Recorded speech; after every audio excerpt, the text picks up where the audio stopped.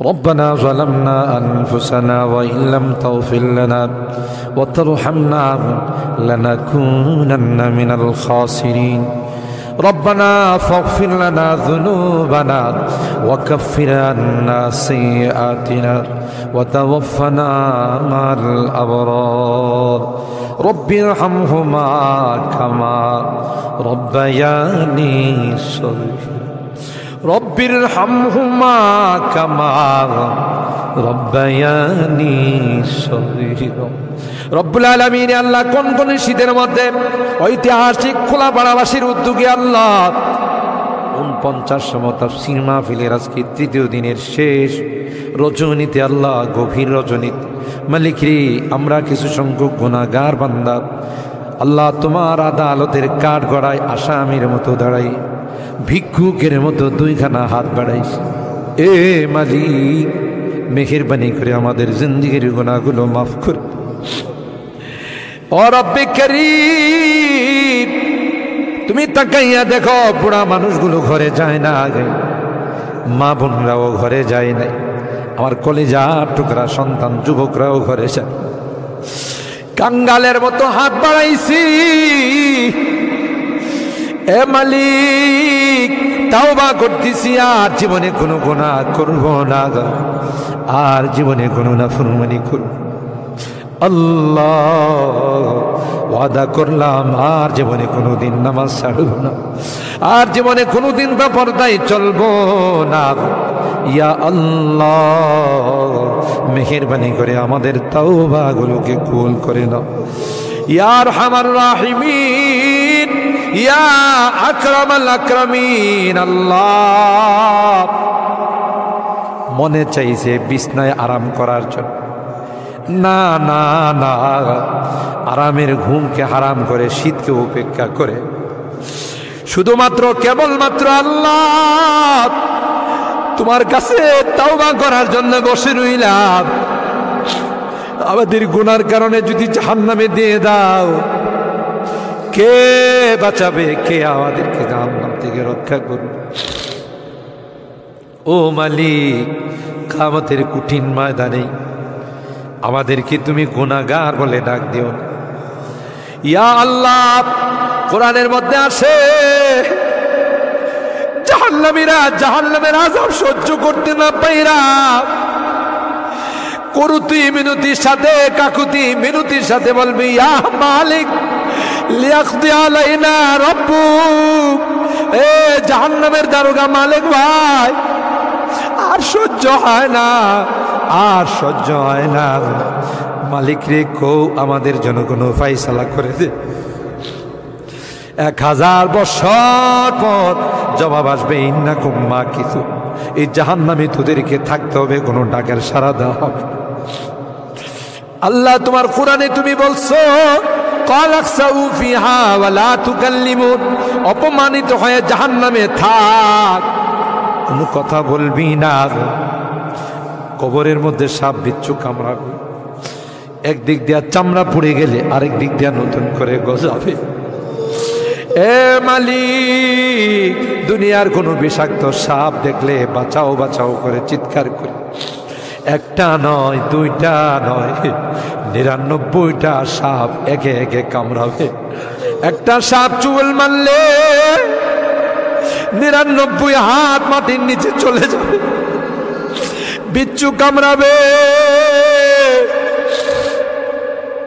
আমি চতুর্দিকে বলবো বাঁচাও বাঁচাও কেউ আমার কাছেও যাবে আমার ডাক কেউ শুনবে না আল্লাহ এই জন্যে আজকে চোখের পানিগুলো ছেড়ে কাঁদতেছি আল্লাহ তোমার নবী বলেছেন উম্মাত গুনাহ করে যদি আল্লাহর ভয়ে জাহান্নামের ভয়ে কবরের ভয়ে যদি চোখের পানি ফেলতে পারো রে আল্লাহ পাক তোমার চোখের পানি দিয়ে জাহান্নামের আযাবকে অফ করে দিবে এ মালিক এই বুড়া মানুষগুলো কান্দে পর্দার আড়ালের মা বোনরা কান্দে আল্লাহ আমার যুবকরা কান্দে আলেম ওলামারা কান্দে তুমি যদি মাফ না করো ক্ষমা না করো কার কাছে যাব কে আমাদেরকে মাফ করবে আমাদের তো দ্বিতীয় কোনো খোদা নাই যার কাছে গিয়ে মাফ চাবো আল্লাহ মেহেরবানি করে আমাদের তাওবাগুলোকে কবুল করে নাও ইয়া রাব্বাল আলামিন।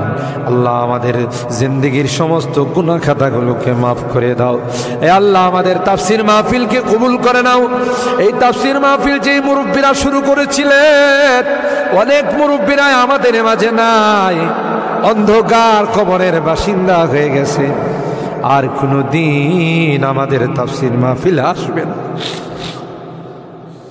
কে জানে, কে জানে আমরা যারা বসা আছি আগামী বছর এই তাফসীর মাহফিলে আসবো না, জমিনের নিচে চলে যাব। ও মালিক, মালিক আল্লাহ, আমাদের কেউ নাই, তুমি বিনে আমাদের কেউ নাই রে আল্লাহ।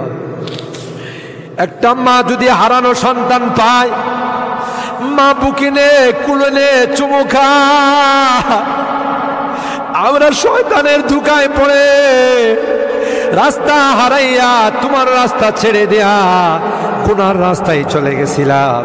বিজাতিদের উৎসবে আমরা উৎসাহিত হয়েছিলাম, আজকে মাপ চাই, মাপ চাই, তাওবা করলাম আল্লাহ, আর জীবনে কোনো গুনাহ করব না। ও মালিক, এই তাফসীর মাহফিলে যারা কথা দিয়ে, পরামর্শ দিয়ে, টাকা পয়সা দিয়ে সাহায্য করেছে, আল্লাহ সকলের দানগুলোকে কবুল করে নাও ইয়া আল্লাহ। আজকে তৃতীয় দিন, আরো যে দিনগুলো আছে আল্লাহ, প্রত্যেক দিন ওলামাদের কাছ থেকে, মুফাসসিরিনদের কাছ থেকে তাফসীর শুনে যেন আমরা আমল করতে পারি আল্লাহ, সেই তৌফিক নসিব করে দাও। আমাদের রোগীদেরকে পরিপূর্ণ শিফা নসিব করে দাও ইয়া আল্লাহ। অনেক রোগীরা দোয়া চাইছেন, সকলকে পরিপূর্ণ শিফা নসিব করে দাও, শিফায়ে কামেলা আজলা দায়মা মুস্তামিরা নসিব করে দাও। অভাবীদের অভাবকে দূর করে দাও, পেরেশানিওয়ালাদের পেরেশানিকে দূর করে দাও। এ মালিক, মুসিবত জাদাদেরকে মুসিবত থেকে উদ্ধার করে দাও ইয়া আল্লাহ।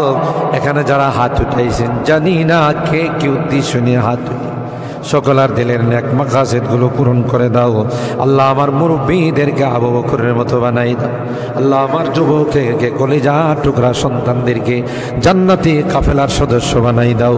আমার মা বোনদেরকে আল্লাহ, আম্মা জান খাদিজাতুল কুবরা, আয়েশা সিদ্দিকা, ফাতেমাতুজ জাহরার মতো বানাই।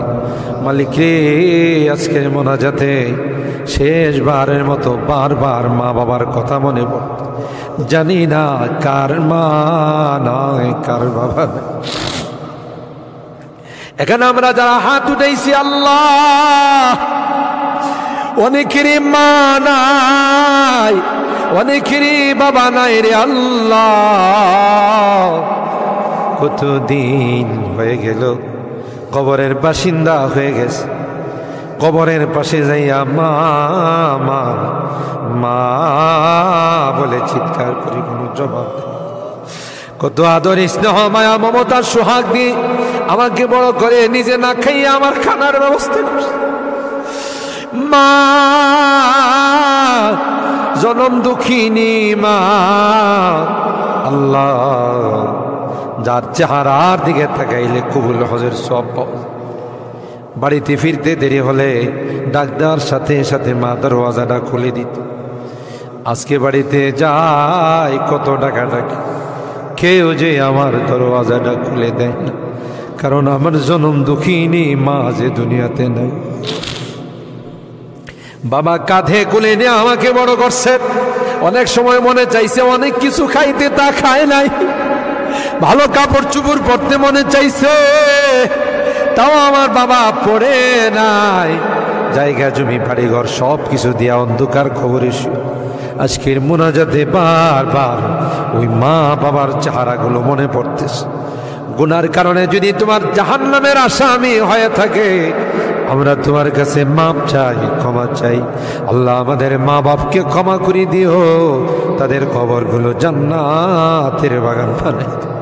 যাদের মা বাবা বেঁচে আছেন আল্লাহ, তাদের হায়াতে বরকত দিও। এ রব্বে করিম আল্লাহ, মুনাজাত শেষ করার পূর্বে একটি ফরিয়াদ, জানি না কোন দিন কার সঙ্গে মালাকুল মউতের দেখা হয়ে যাবে, কোন দিন মসজিদের মাইকে আমার নামটা ঘোষণা হয়ে যাবে, মসজিদের পালকিটা আমার ঘরের সামনে দাঁড়িয়ে যাবে। এটা তো এমন পালকি, এটাতে একবার যারা শুয়ে যায় জীবনে আর দ্বিতীয়